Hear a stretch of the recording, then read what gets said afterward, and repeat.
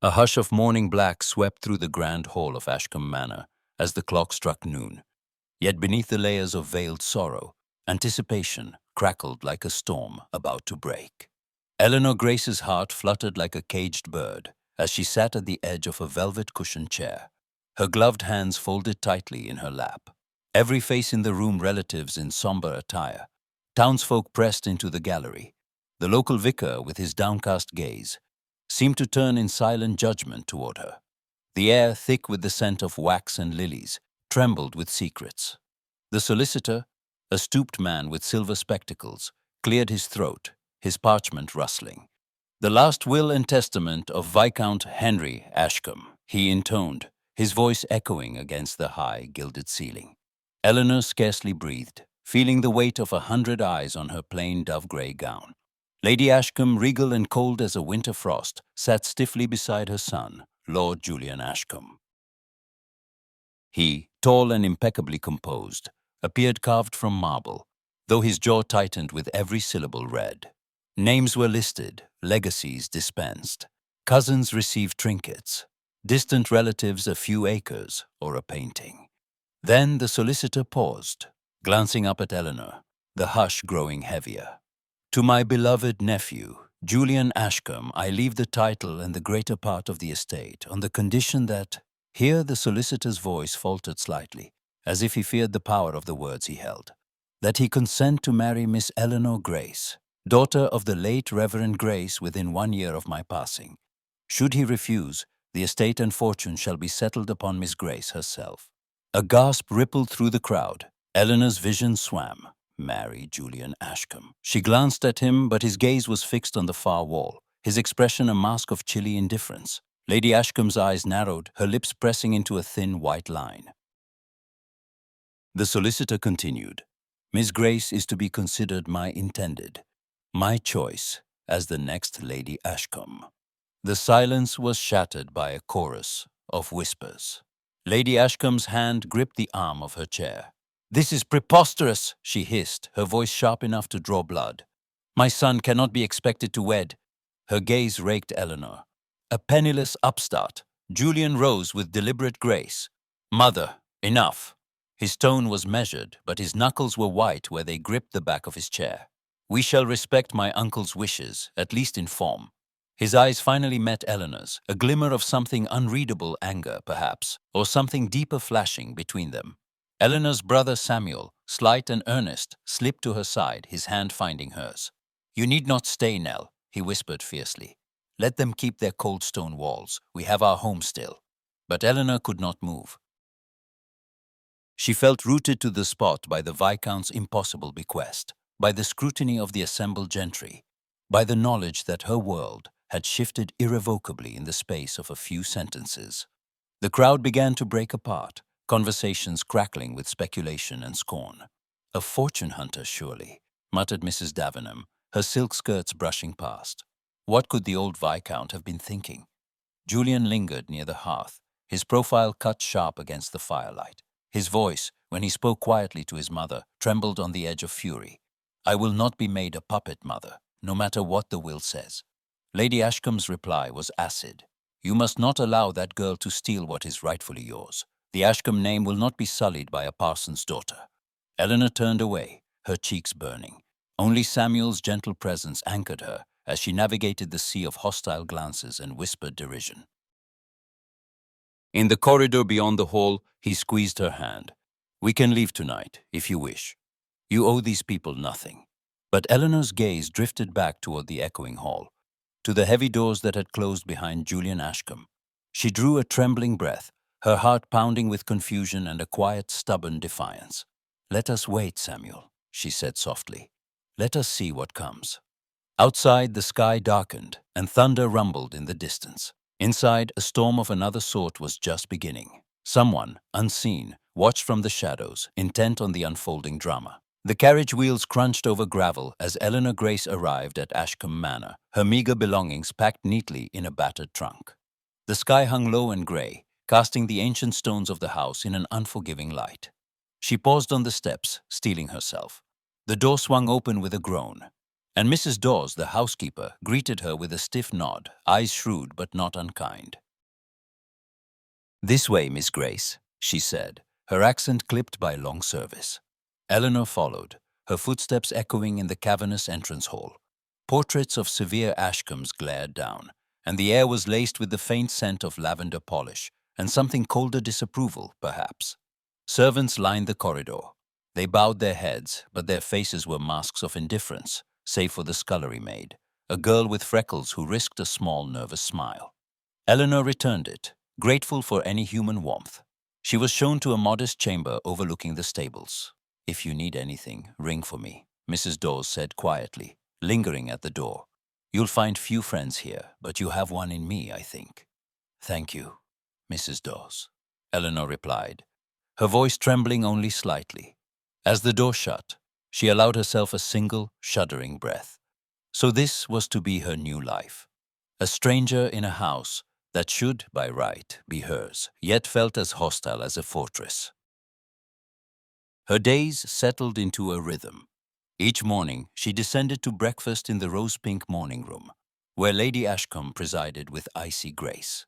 The lady's greetings were pointedly civil, her conversation laced with barbs. "Would you care for more tea, Miss Grace?" Lady Ashcombe would ask, voice edged with disdain. "Or is it only the best silver you desire?" Eleanor smiled politely, refusing to rise to the bait. "The tea is excellent, thank you, Lady Ashcombe. I am easily pleased." Julian rarely appeared at table. On the rare occasions he did, his words to Eleanor were few and clipped.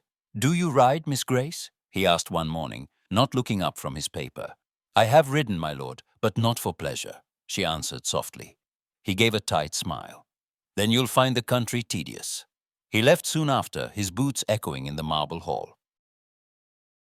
Word drifted through the servants' passages.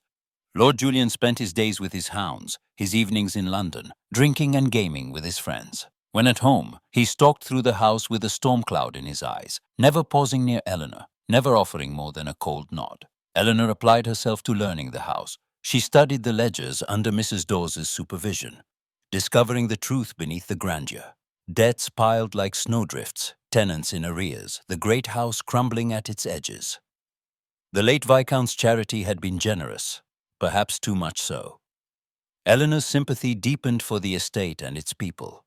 She found small solace in the kindness of Mrs. Dawes and the cook, Mrs. Temple, whose plum cake and gentle advice eased many a lonely afternoon. "You're braver than you look, Miss Grace," Mrs. Dawes remarked one evening as they walked the gardens. "The family may not see it yet, but some do. Not all, however." Lady Ashcombe's campaign was relentless. At Sunday service, Eleanor found herself seated apart from the family pew. At the assembly rooms, invitations failed to arrive. When she did attend, conversations stilled at her approach. "Have you heard?" whispered Mrs. Davenham to a cluster of matrons. "The parson's daughter now presides over Ashcombe's drawing room. She must think herself quite the queen." Eleanor met each slight with quiet dignity, her eyes calm, her voice steady.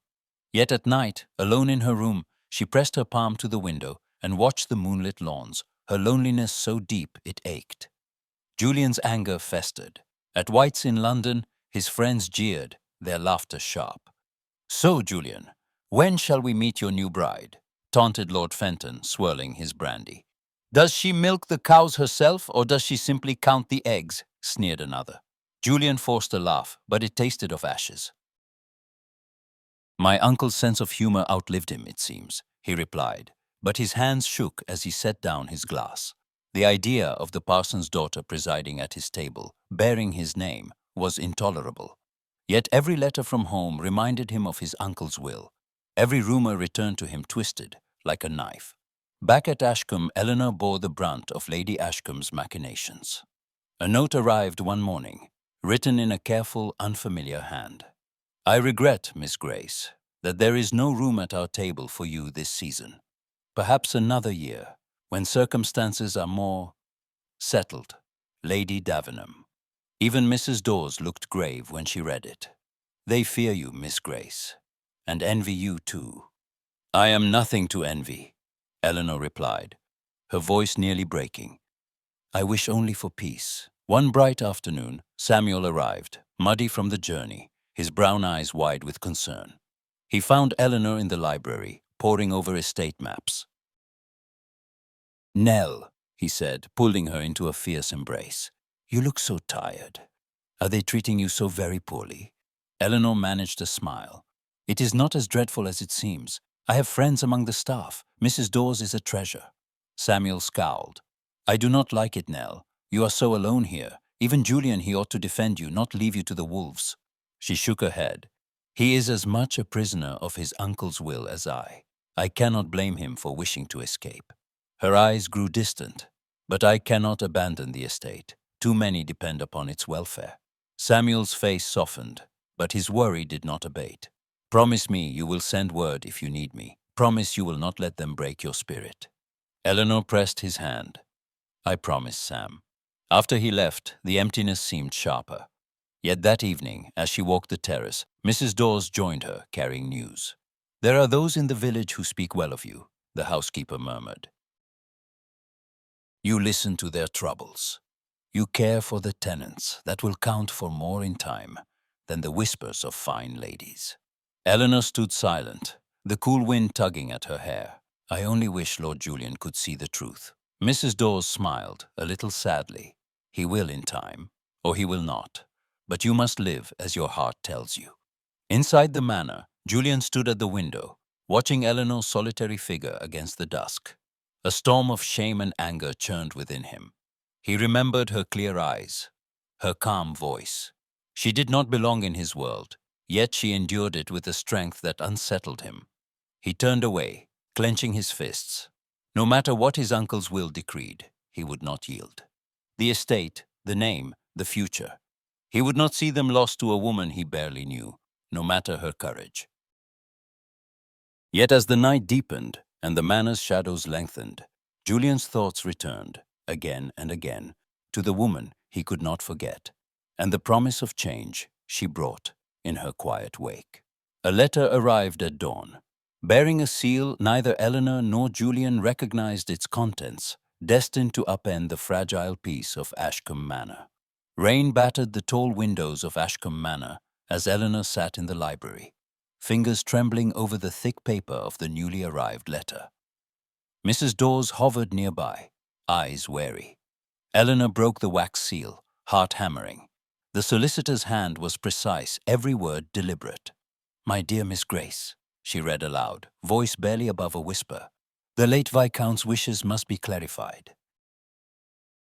Should Lord Julian Ashcombe fail to marry you within 6 months of the will's reading, the estate and all its holdings shall revert not to you, but to the next Ashcombe heirs, namely, the cousins in Yorkshire."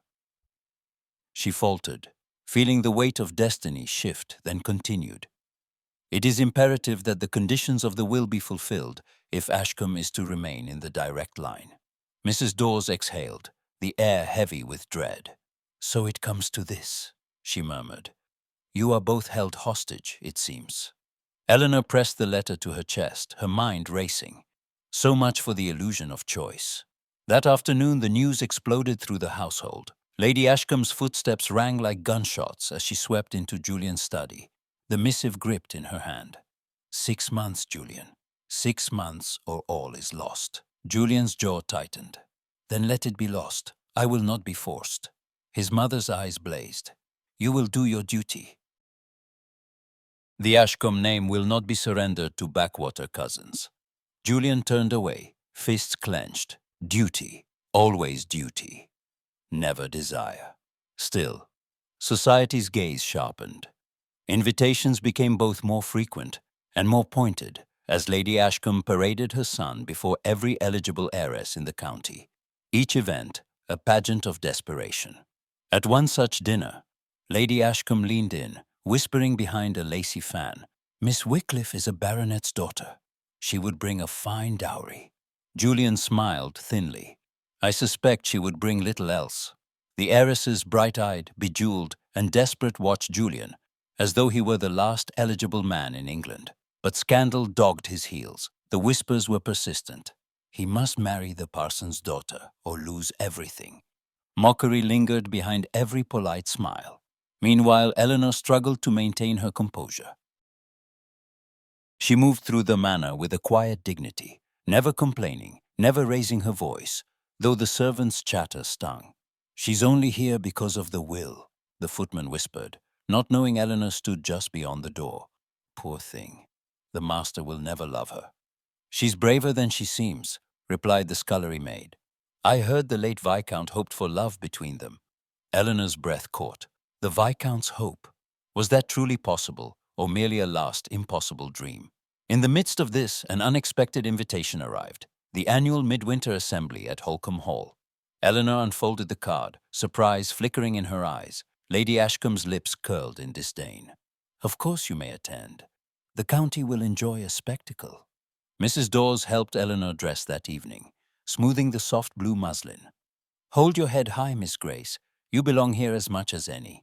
The assembly was ablaze with candlelight and laughter. Eleanor felt every gaze upon her as she entered, but she kept her chin lifted. In the crush of the ballroom, she was jostled by a young woman with chestnut curls and a quick, warm smile.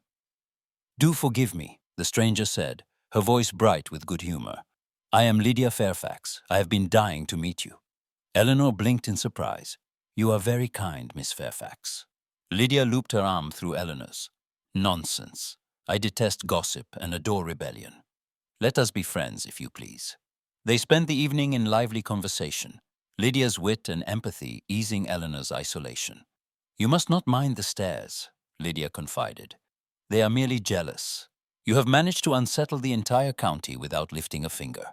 Eleanor laughed, genuine delight sparkling in her eyes. For the first time in weeks, she felt a glimmer of hope.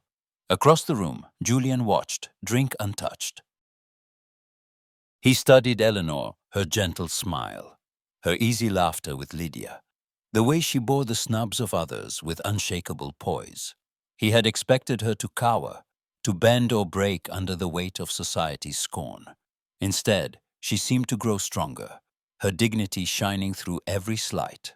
Lord Fenton sidled up, grinning. "Your future bride appears to be thriving, Julian. Will you not ask her to dance?" Julian's reply was cool. "She has no need of my charity." "Charity?" Fenton scoffed. "She has more courage than half the men here." For a moment, Julian almost crossed the floor, but pride rooted him in place. Later, back at Ashcombe, Eleanor lingered in the corridor, the strains of music still in her mind. She paused outside the servants' hall, voices drifting through the door. "The Viscount always said the two of them might find happiness if given time," murmured Mrs. Dawes.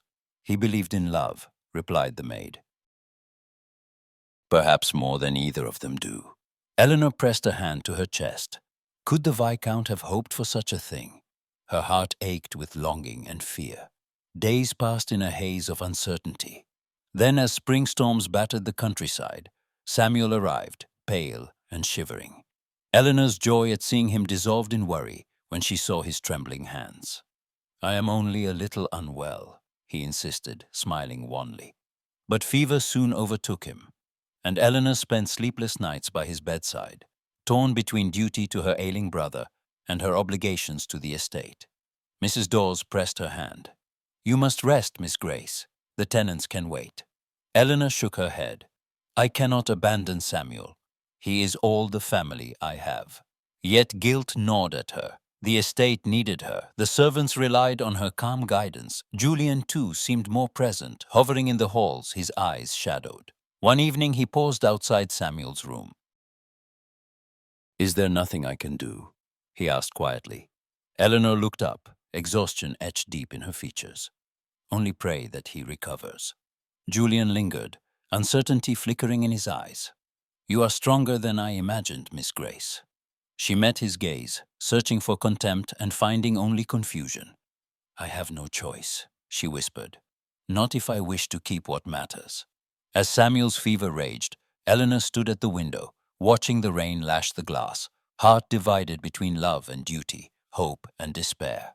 In the darkness, a decision loomed, one that would change the fate of Ashcombe forever. Thunder rolled low and ominous over the fields surrounding Ashcombe Manor as Julian paced the length of the drawing room, the soles of his boots echoing against the polished floor. The air in the house felt charged, fraught with unspoken words and mounting desperation. It was late, and rain battered the windows, but Julian's mind had long ceased to register anything but the relentless pressure of fate. 6 months, less than that now, stood between him and ruin. The estate, the tenants, the very name of Ashcombe hung in the balance, all because of his uncle's impossible will. He stopped before the cold hearth, jaw clenched, and stared into the empty grate. The echo of his mother's voice haunted him. "You must secure your future, Julian. The whole county watches. The estate cannot be lost to those braying cousins." Yet, when he imagined the alternative, a marriage to Eleanor Grace, the parson's daughter, who haunted the corridors with her quiet dignity, he felt only the ache of pride and confusion. The door creaked softly. Mrs. Dawes, ever discreet, entered with a nod. "Miss Grace is with her brother, my lord. The fever has broken, but she is weary." Julian nodded stiffly. "Thank you, Mrs. Dawes. That will be all." He did not move for some time. Then, as if propelled by some force beyond his own will, he left the drawing room and climbed the stairs to the east wing, where Eleanor's lamp glowed faint beneath the door. He hesitated, then knocked, heart pounding. "Come in," came her voice, tired but steady. He entered, finding her seated by Samuel's bedside. The boy slept, his brow damp with sweat, but his breathing was easier. Eleanor looked up, surprise flickering in her eyes. "My lord?" she asked, rising. Julian found his practiced words dissolving. He drew a breath, searching her face for fear, for resentment, for anything but the calm resolve that always unsettled him. "We must speak, Miss Grace," he said quietly. "It cannot wait." She followed him into the small sitting room adjoining her chamber, closing the door gently behind her. For a moment, neither spoke. Outside, the rain softened to a whisper. Julian met her gaze, his own guarded. "You know the terms of the will as well as I. If we do not marry within the allotted time, the estate passes to distant cousins. Everything my uncle built, everything my family has fought to preserve, will be lost." Eleanor's hands knotted in the fabric of her gown. "You propose we marry to satisfy your uncle's will." "I do." His voice was flat, but his eyes held a storm. "A marriage of convenience, nothing more. I will see to your brother's future, and the tenants will not be turned out. You will have independence and respect, if not affection."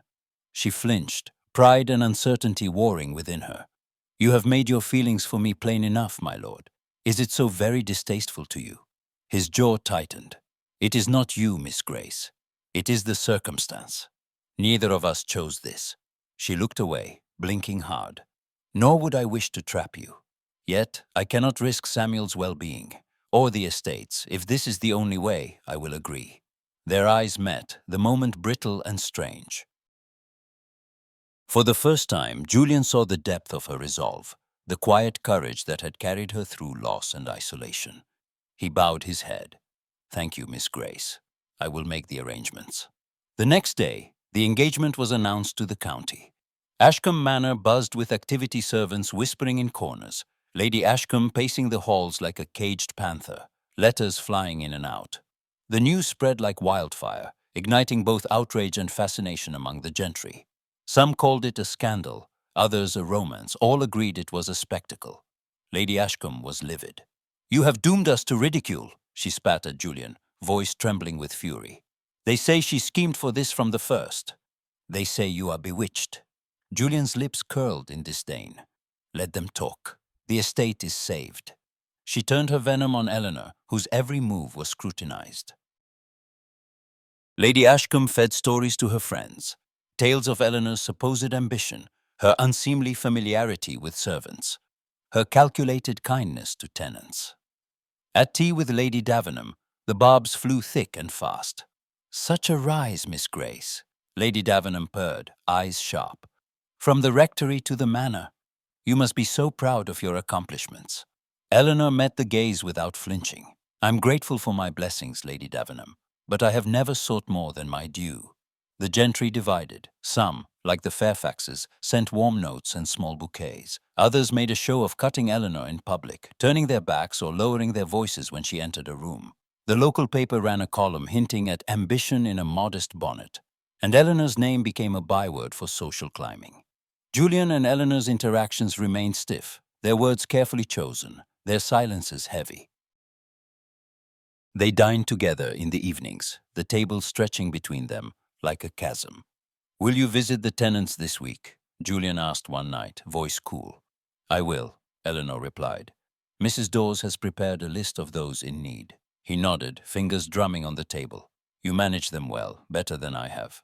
She looked up, surprised. "Thank you, my lord." A pause, then, "There is no need for formality between us, Miss Grace. Not any longer." She searched his face, uncertain. "I do not know what else to call you." He looked away, pain flickering in his eyes. "Nor do I." The weeks passed. Preparations for the wedding, accelerated fittings, menus, the drawing up of settlements. Lady Ashcombe seized every opportunity to undermine Eleanor. When the dressmaker arrived, Lady Ashcombe insisted on the plainest fabrics. "No need for extravagance," she declared, her gaze scornful. "Modesty becomes you, Miss Grace." When invitations were sent, Lady Ashcombe omitted half the county. "Only those who matter," she said, lips curled. Eleanor bore it all with composure, but the strain showed in the deepening shadows beneath her eyes. Lydia Fairfax visited often, bringing laughter and stories, but even her wit could not dispel the tension that knotted the household. One evening, a grand dinner was held at Ashcombe Manor, a chance for the gentry to scrutinize the engaged couple. The hall glittered with candlelight, but the atmosphere was thick with anticipation. Eleanor sat beside Julian, her hands folded tightly in her lap. Across the table, Lord Fenton drank too much, his eyes narrowing as he regarded Eleanor. "So, Miss Grace," he drawled, voice loud enough for all to hear, "tell us, how does it feel to snare a viscount? Was it your plan all along, or only since the will was read?" A hush fell over the room. Eleanor's cheeks flamed, but she held her head high. "I have trapped no one, my lord," she replied quietly. "Nor would I wish to." Fenton smirked. Come, come. We all know how the world works. A clever girl, a lonely uncle, a few tears, voila, a manor." Julian's chair scraped sharply against the floor as he stood, eyes blazing. "That is enough, Fenton." The room froze. Fenton blinked, then sneered. "I meant no harm. You insult my fiancé, and by extension me," Julian said, voice cold as steel. "You will apologize, now." Fenton looked around, but found no support. He mumbled an apology, avoiding Eleanor's gaze.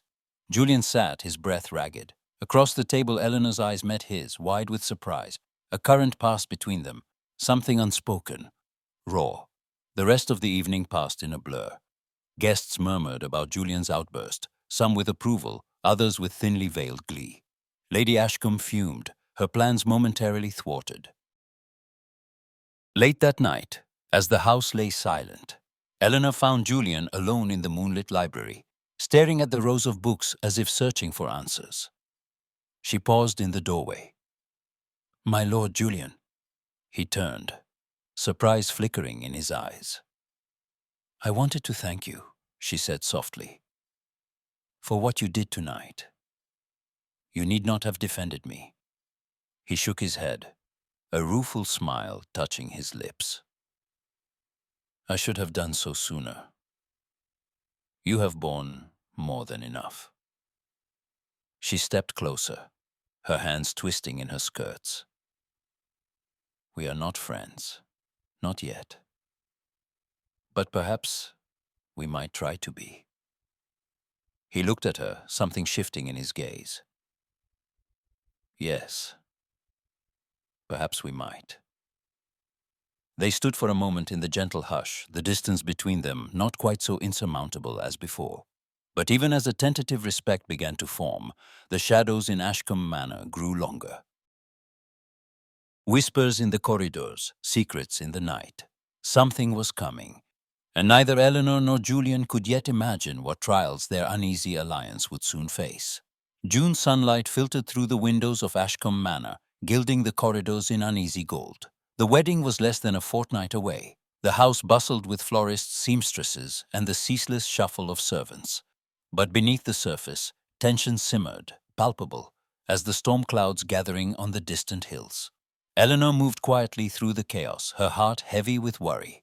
Samuel's cough had worsened. He was pale and fretful, his sleep broken by feverish dreams.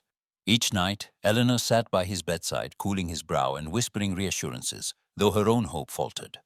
The prospect of her marriage, already fraught with uncertainty, now felt overshadowed by dread. In the midst of this came the return of Lady Georgiana Pelham, her presence announced by a flurry of notes and a carriage drawn by gleaming bays. Georgiana swept into Ashcombe with a cloud of perfume and Parisian silk, her laughter trailing behind her like a banner of conquest. She was beautiful, clever, and utterly at ease, her eyes taking in every change since her last visit and every perceived slight.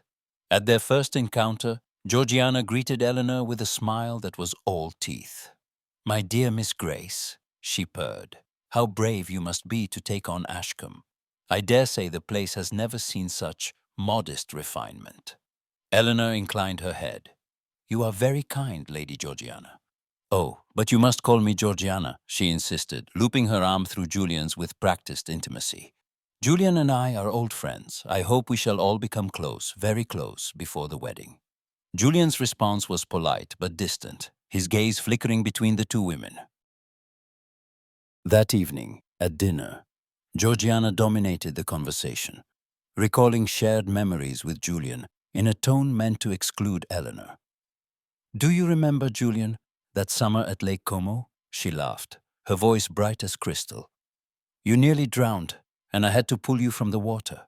Julian offered a tight smile. "I remember your heroics very well."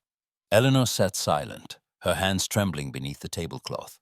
Later, she found herself alone in the corridor, Georgiana's words echoing in her mind. Was this what her life at Ashcombe would be, a perpetual interloper, forever compared and found wanting? Lydia found her on the terrace, gazing into the dusk. "You look as if you are fighting a battle, Nell." Eleanor forced a smile. "Perhaps I am." Lady Georgiana makes her intentions plain enough. Lydia's eyes flashed with indignation. "Let her scheme. Julian has chosen you whatever the circumstances, and you are far braver than she will ever be. Do not let her drive you away." "I'm not sure I have the strength," Eleanor whispered. Lydia squeezed her hand. "You do. You always have." Inside, Lady Ashcombe watched the interplay with predatory interest.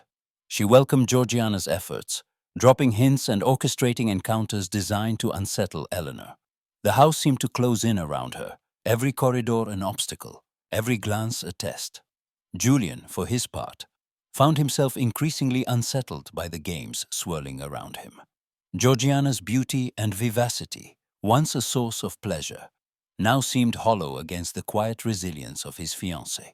He caught himself watching Eleanor in unguarded moments, her gentle care for Samuel, the way she braved society's contempt without complaint. A new, unfamiliar admiration began to take root. One afternoon, Georgiana cornered Julian in the library, her tone honeyed and insistent. "Julian, you cannot mean to go through with this farce. Ashcombe deserves more than a parson's daughter." He stiffened. "Eleanor is to be my wife. That is settled. She will never belong here." Georgiana pressed, her eyes searching his. "You deserve happiness, not duty." He hesitated, the words catching in his throat. "Perhaps happiness is not so simply found, Georgiana. Perhaps it is earned." She recoiled, disappointment flashing across her face. "You have changed." "Perhaps I have," he replied softly, before excusing himself. That evening, Eleanor lingered by Samuel's bedside. His fever had returned, and his breathing was shallow. Despair pressed in on her, suffocating and relentless. When Julian tapped quietly at the door, she barely glanced up. "Miss Grace Eleanor." His voice was gentle, uncertain. "May I come in?" She nodded, her eyes rimmed with fatigue. He looked at Samuel, concern darkening his features. "He is worse." "Yes," she breathed, her composure shattering. "The doctor does what he can, but—" Julian knelt beside her chair, hesitating only a moment before speaking. "I know a physician in London, Dr. Pembroke. He is the best there is, and he owes me a favor. I will send for him tonight." Eleanor stared, astonished. "You would do that?" "For Samuel." He met her gaze, something raw and honest in his eyes.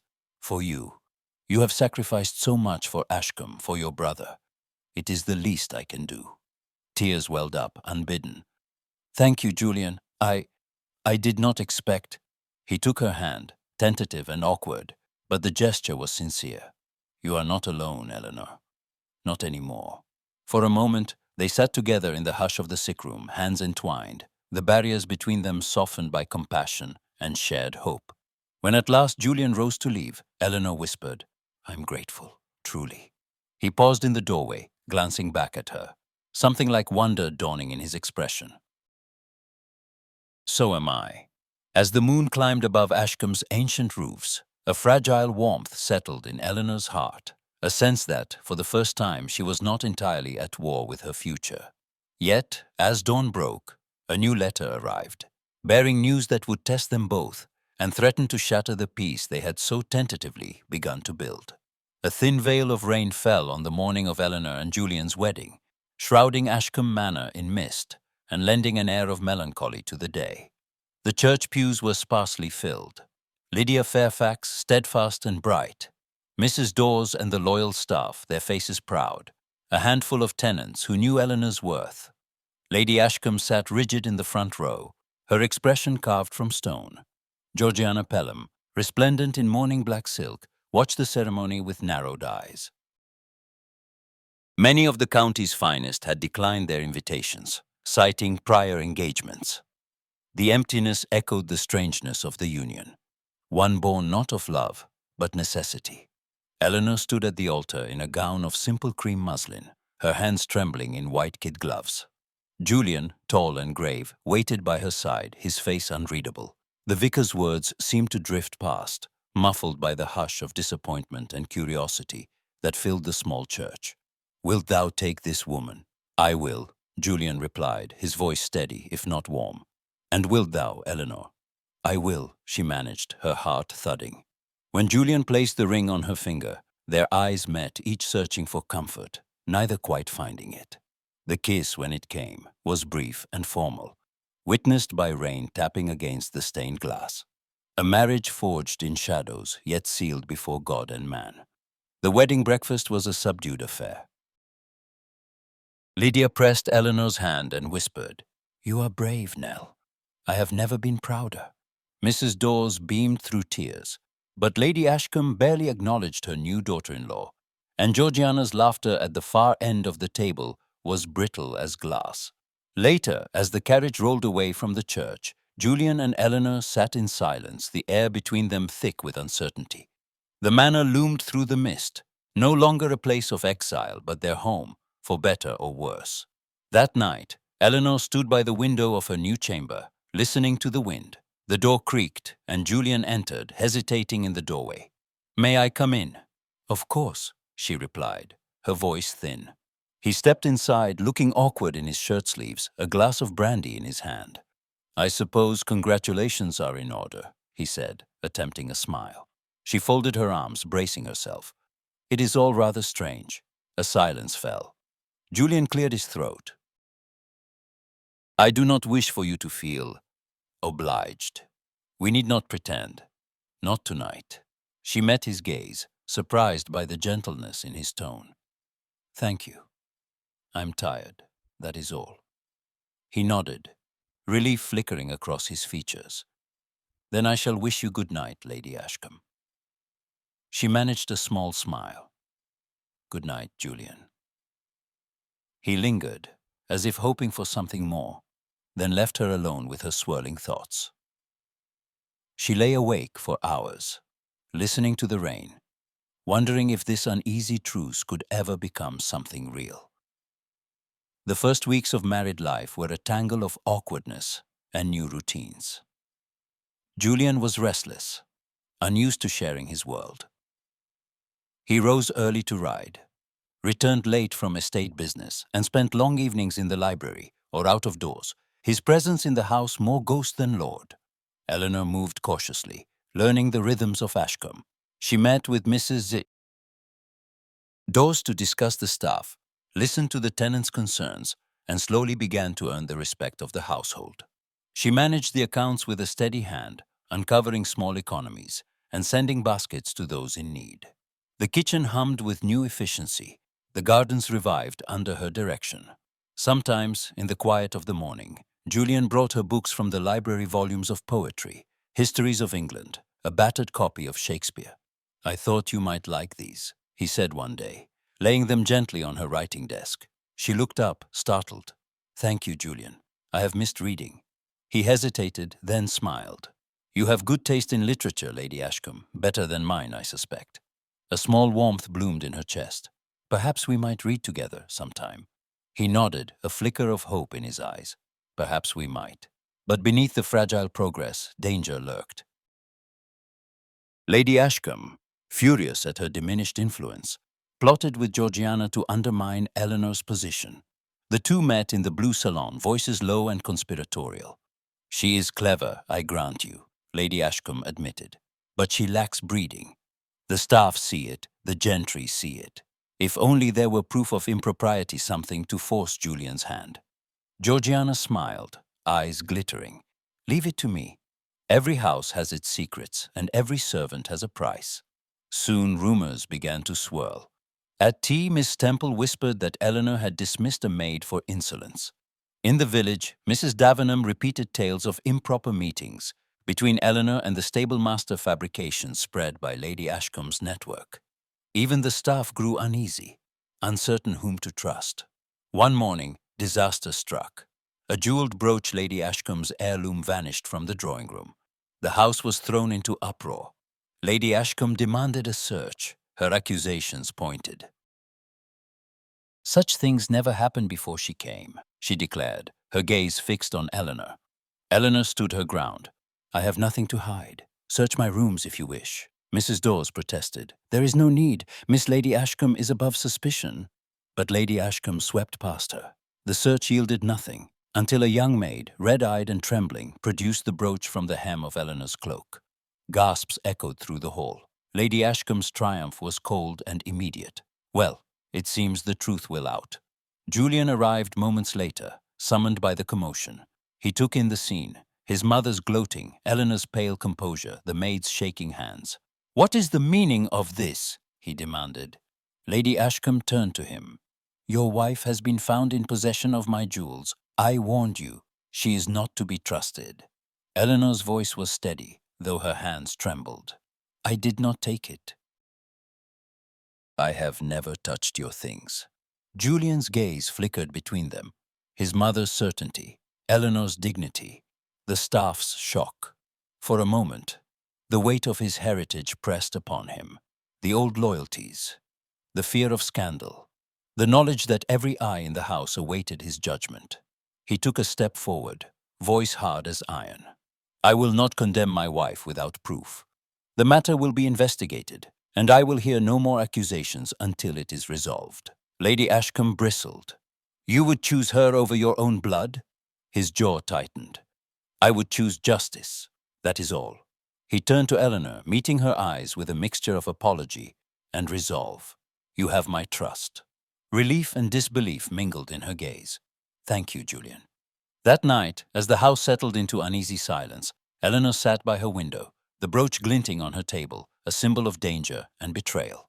Julian joined her, his presence tentative. "I'm sorry for what you endured today," he said quietly. She looked at him, tears shining in her eyes. "You believed me, when no one else would." He reached for her hand, his touch gentle. "You have given me every reason to trust you, Eleanor. I only regret it took me so long to see it." A fragile peace settled between them, stronger than any they had known before.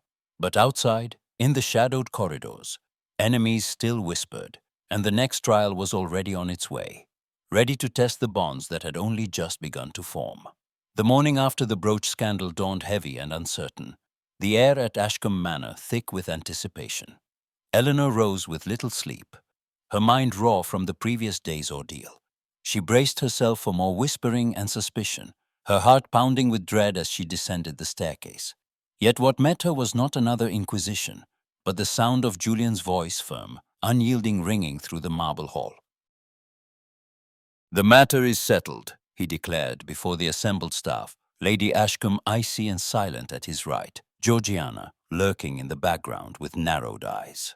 The dismissed maid, pale and trembling, stood at the center. The brooch was found where it could only have been placed by another. Mrs. Dawes, you know Eleanor's movements. Did she ever leave her cloak unattended? Mrs. Dawes shook her head, her voice clear. Never, my lord. Lady Ashcombe herself sent for the maid in question that morning. Julian's gaze pinned the young woman. You are dismissed from Ashcombe Manor. Your wages will be paid, but you will leave by midday. Any further falsehoods will be reported to the authorities. The silence was palpable. The maid burst into tears, pleading with Lady Ashcombe for mercy. Lady Ashcombe, lips pressed in a thin line, said nothing. Julian's attention turned to his mother. I will not tolerate deceit or malice in this house, no matter who it serves. If I learn of any more schemes or slanders against my wife, there will be consequences. Is that understood? Lady Ashcombe's face paled, her expression a mask of wounded pride. You forget yourself, Julian. You forget who you are speaking to. He did not blink. No, mother. I remember perfectly. The dismissal reverberated through the household. Servants eyed Eleanor with new respect, some with cautious hope. For the first time, the threat that had shadowed her steps receded, replaced by a wary peace.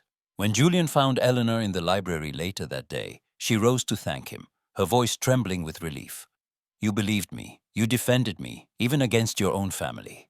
He shook his head, regret and resolve mingling in his eyes. I should have done so sooner. I let doubt cloud my judgment. I will not make that mistake again. Moved by his sincerity, Eleanor found herself speaking more freely than she had in weeks. I have grown used to being doubted, my lord. At times, I forget what it is to be trusted. He sat across from her, the distance between them smaller than before. Please, call me Julian. We are husband and wife. I would know you as yourself, not merely as Lady Ashcombe. She hesitated, then nodded. Julian, it is difficult sometimes to remember who I am meant to be. I have always tried to do what is right for Samuel, for our father's memory. But here, I am always on trial. He studied her, something softening in his gaze. You are not alone. Not anymore. I know a little of such burdens. A tentative silence blossomed. Then Eleanor, emboldened by his kindness, spoke of her past, of growing up in the shadow of her father's illness, of caring for Samuel, of the poverty and uncertainty that had shaped her. I used to dream of something more, she admitted, her voice barely above a whisper. Not riches, but safety. A place where I belonged. Julian's reply was quiet, almost confessional. I grew up with everything except freedom. My father, my uncle, they pressed duty into me like a brand. I was raised to believe that every action must serve Ashcombe or the family name. I fear I have never learned how to want anything simply for myself. Eleanor's heart twisted at the vulnerability in his words. But you defended me today. That was not duty. He managed a rueful smile. Perhaps not. Or perhaps I'm learning what it means to choose for myself.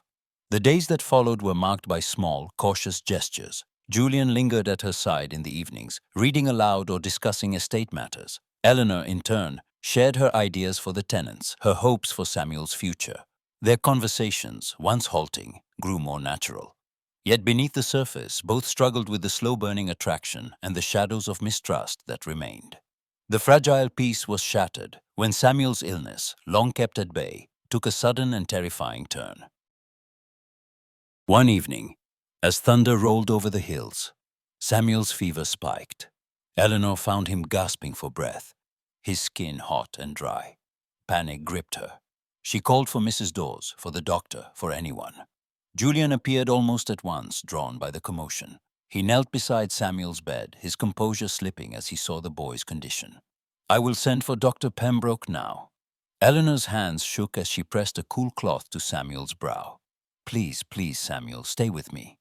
Julian's presence became her anchor through the endless night. He fetched water, stoked the fire, sat by her side as the doctor examined Samuel. At times, he simply held her hand, their fingers intertwined in silent solidarity. At dawn, when the fever broke at last, Eleanor slumped in exhaustion, her head resting against Julian's shoulder.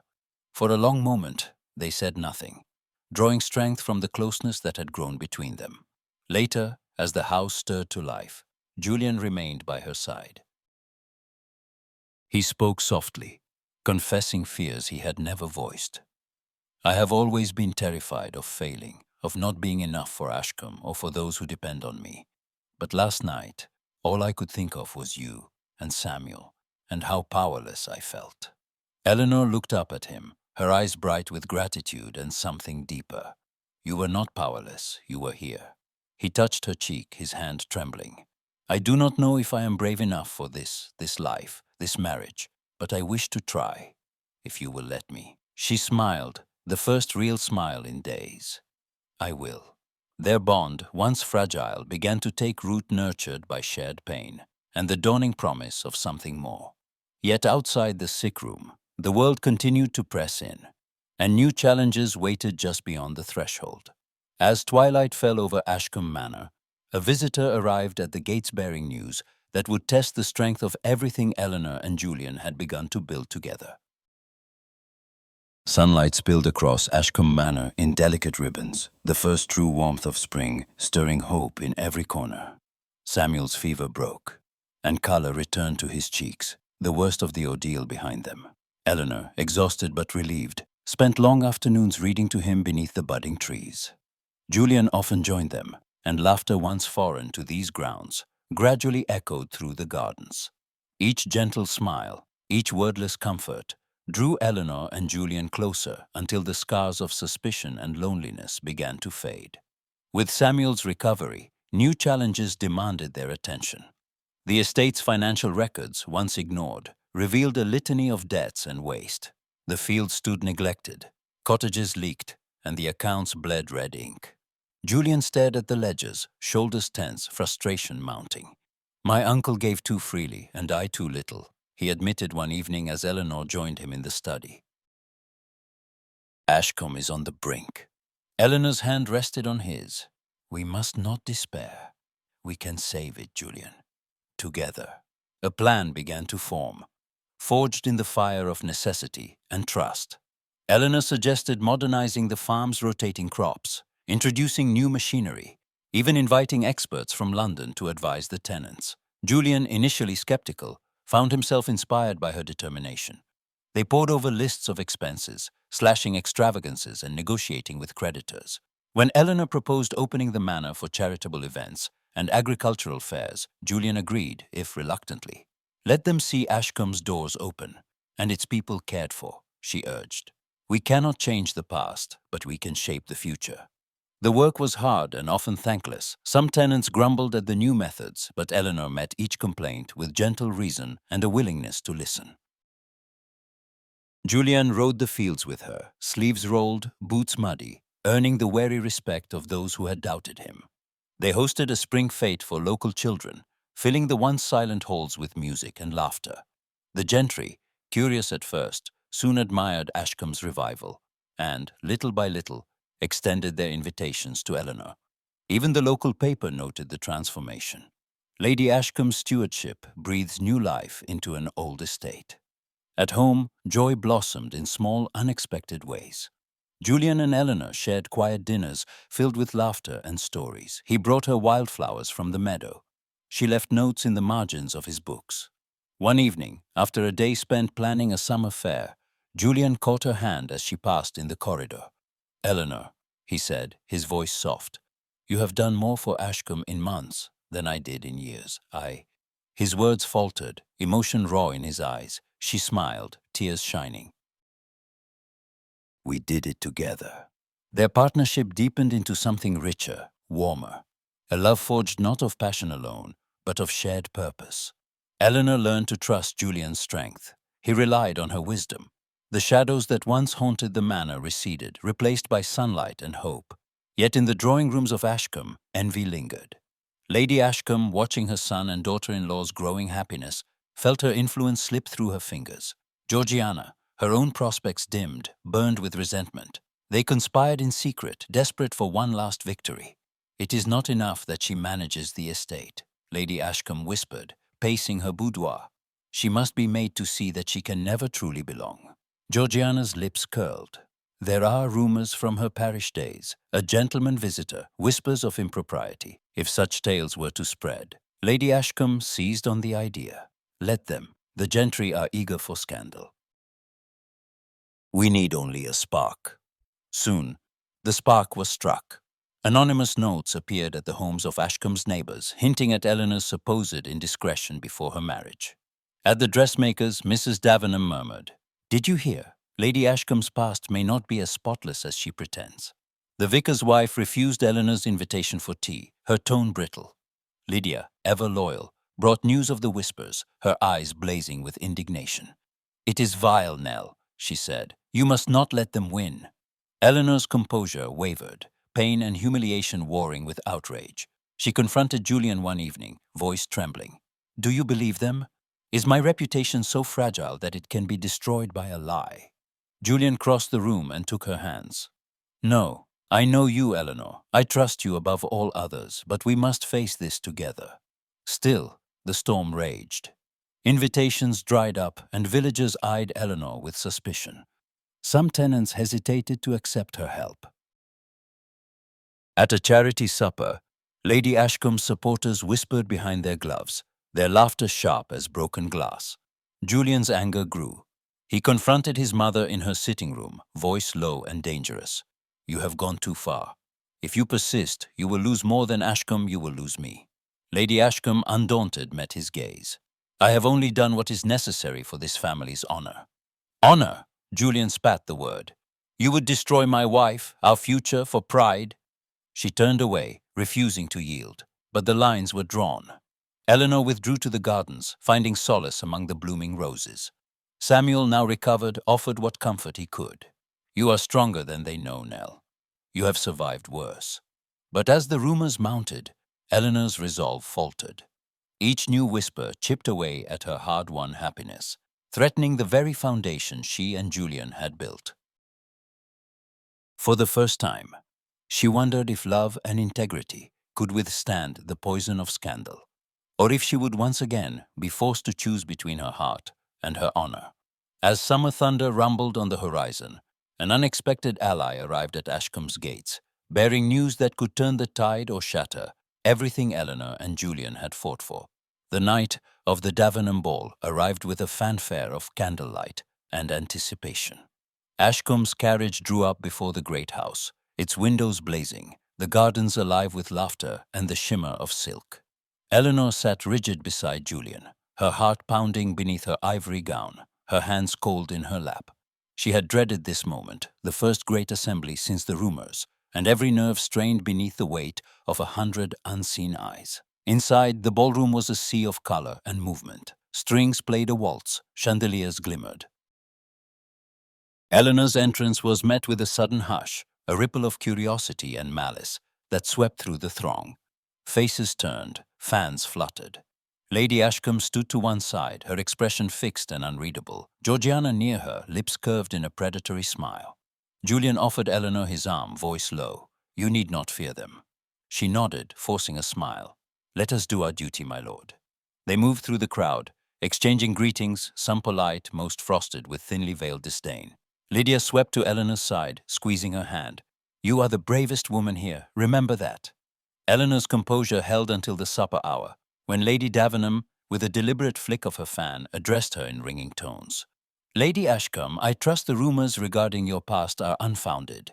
The county is most interested." A hush fell. All eyes pinned Eleanor. Her mouth went dry, shame and rage rising like a tide. She tried to speak, but the words caught in her throat. Laughter low, cruel broke from Georgiana's circle. Julian's jaw tightened. "That is enough, Lady Davenham." But the whispers had already begun, darting like vipers. Eleanor's vision blurred. The room spun. She turned, pushing through the crowd out into the cool moonlit terrace, the hush of crickets, the scent of night-blooming jasmine. None of it soothed her. Footsteps followed. "Eleanor, wait!" She froze, shoulders shaking. Julian found her near the marble balustrade, her face pale, eyes shining with unshed tears. He reached for her. "Do not let them drive you away. They are nothing." She stepped back, voice trembling. "They are everything. Their words, your mother's, Georgiana's, they cling to me like mud. I cannot wash them away." Julian's eyes blazed. "You have done nothing to be ashamed of." Her composure broke, tears spilling down her cheeks. "I'm tired, Julian. tired of fighting, of being judged. I'm not a lady born. I have no grand family, no fortune. I am only Eleanor Grace, and it will never be enough for them or for you. He caught her hands, fierce and gentle. No, you are wrong. You are more than enough. You are the strongest person I know. I have been a fool not to see it sooner. She shook her head, anguish raw in her voice. How can you love me truly? When all the world believes I am unworthy, when you could have had anyone.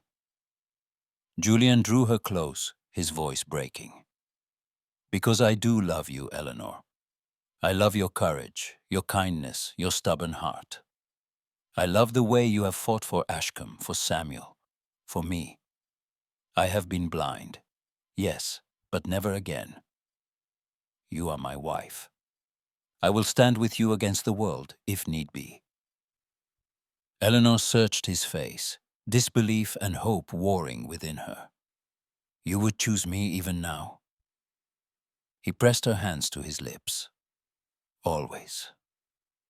There is nothing, no rumor, no scandal, no mother that could turn me from you. If the world will not have you, then I want no part of it. A shaky laugh broke from her. You are very stubborn, my lord. He smiled, brushing away her tears. So I have been told. In the hush of the terrace, with the music drifting faintly from the ballroom, Eleanor let herself believe, just for a moment, that happiness might truly be possible. Hand in hand, they returned inside. The crowd parted, stunned by the united front they presented.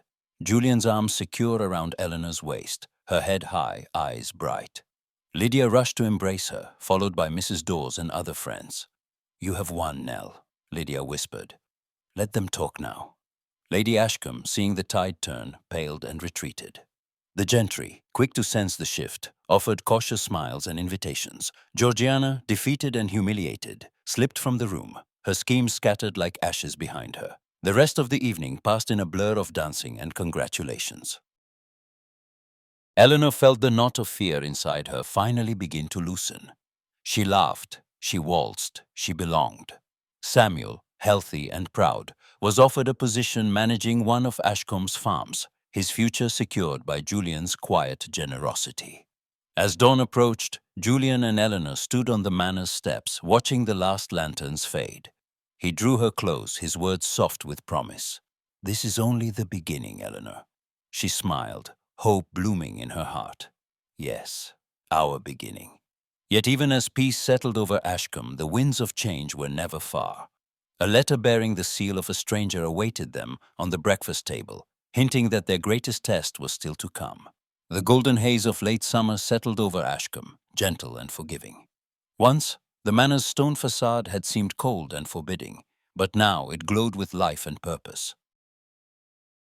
The air was filled with the hum of children's laughter, the lowing of well-fed cattle, and the busy rhythm of a household restored. In the months since the ball, Ashcombe had transformed, flourishing as never before, under the partnership of Julian and Eleanor.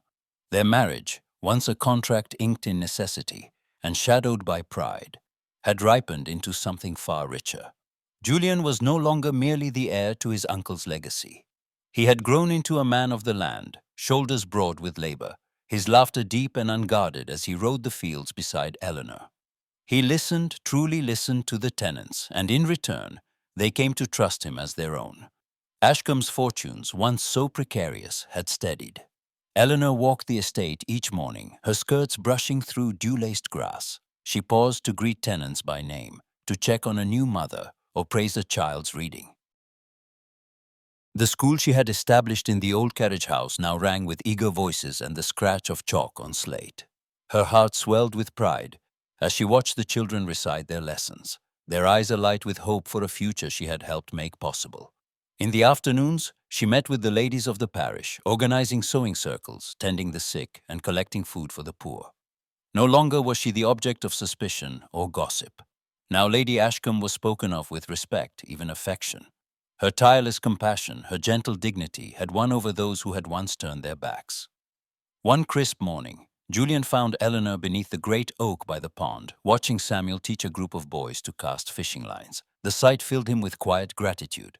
Lady Ashcombe, he called, a playful note in his voice. She turned, smiling. Lord Ashcombe, are you here to rescue your wife from the perils of childhood mischief? He took her hand, pressing a kiss to her knuckles. Only if you wish it. You look content. She leaned against him, her gaze soft. I am, more than I ever dreamed. He brushed a loose strand of hair from her brow. You have given Ashcombe its heart again, Eleanor, and you have given me mine. She blushed, laughter trembling on her lips. It was always yours to reclaim. In the warmth of their affection, the wounds of the past began to heal. Even Lady Ashcombe, humbled by the unraveling of her schemes and the unwavering love between her son and daughter-in-law, sought reconciliation. She approached Eleanor one afternoon as the two of them arranged flowers in the drawing room, her voice low and hesitant. I have been unkind, she began, her hands trembling. Pride blinded me. I see now that you are the best thing that has ever happened to this family. Eleanor paused, then placed a gentle hand on the older woman's arm. We have both been hurt, but there is no future in bitterness. If you are willing, I would like to begin again. Lady Ashcombe's eyes filled with tears, her gratitude silent but profound. From that day forward, she supported Eleanor's charitable efforts. Her presence in the village transformed from icy matron to gracious elder. The season's end brought with it a grand celebration, Ashcombe's first in many years. The manor was decorated with garlands of late roses and banners of deep blue and gold. The tenants, villagers, and neighboring gentry gathered in the great hall, which echoed with music and laughter. Tables groaned under the weight of harvest fare, and the air was thick with the scent of bread, roast meats, and ripe orchard fruit. Eleanor moved among the guests with quiet grace, accepting their congratulations, her eyes shining. Lydia, radiant and witty as ever, embraced her. You have made Ashcombe the envy of the county, Nell. Even Lady Davenham admits it. Samuel, now a confident young man, stood at her side. The farm is thriving, thanks to your trust in me, sister. I hope to make you proud. You already have, Eleanor whispered, her heart full. As dusk settled, Julian drew Eleanor onto the terrace. The gardens bathed in golden light. He took her in his arms, turning her gently to the strains of a waltz drifting from the open windows. Do you remember the night we danced at Davenham's ball? He asked softly. She nodded. I remember how frightened I was, how much I longed to belong. You are the heart of Ashcombe now. You always belonged, though it took me far too long to see it. She rested her head on his shoulder, her eyes misted with happiness. We have come so far, Julian. He kissed her hair. And we have so much yet to do. For Ashcombe, for ourselves, for the family we will build. The evening ended with fireworks bursting above the manor, their light reflecting in the eyes of all who watched. Ashcombe, once shadowed by scandal and sorrow, stood renewed. At the heart of it all, Eleanor and Julian faced the future together, united in purpose, bound by a love that had been tested and found true. And as the last spark faded into the night, Eleanor knew that her journey from parson's daughter to Lady Ashcombe was only just beginning.